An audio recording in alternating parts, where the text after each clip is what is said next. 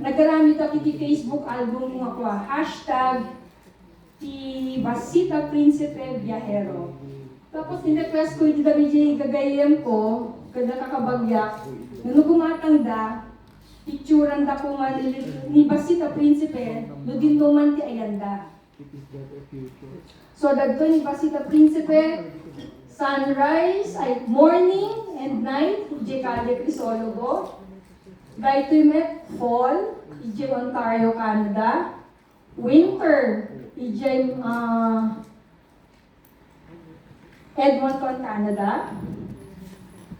Hahanlaing depende iti season, no depende iti time of the day, ti adventure ni Basita Principe. No di nakadanon pa iti dagiti mall. Hahanlaing nga kada fair, hahanlaing nga kada Philippine Book Fair, no Manila International Book Festival nga pagpakita ni Basita Principe at dapay iti bookstores. Detoy ije fully booked, ije BGC. Gamin di gayan di anak ko. Nakita na ni Basita Principe in message ni anak ko. So pinicturean namin. Ipadala. Siyempre, happy na kami nga, ay, agalan di fully booked eh. Tapos, fully booked BGC, at dapay ije Mount Cloud, Baguio.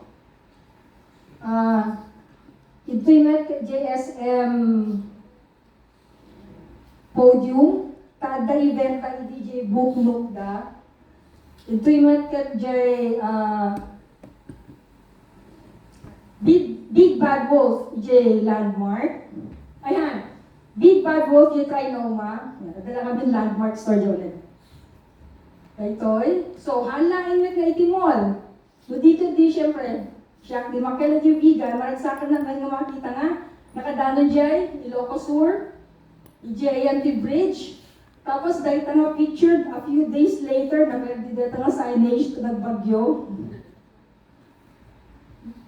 Di Santa Ilocos Sur deta, tapos across the bridge, ket bantay, taga-bantay ni ma'am. Tapos, adataman din yung message ni Tita Ofi, na kunana, o Ryan na Titi Rosas, dito yung vegan ni Basita Principe. Kagami, pinicture na di Balayda at the Roses. Tapos detoy, available ti kopya ti Basita Principe, ije Rubilda Store, ije Calle Crisologo Corner, Juan Luna. Kaya't halaing met nga, ije Ilocos ti pakadkadanunan na. So,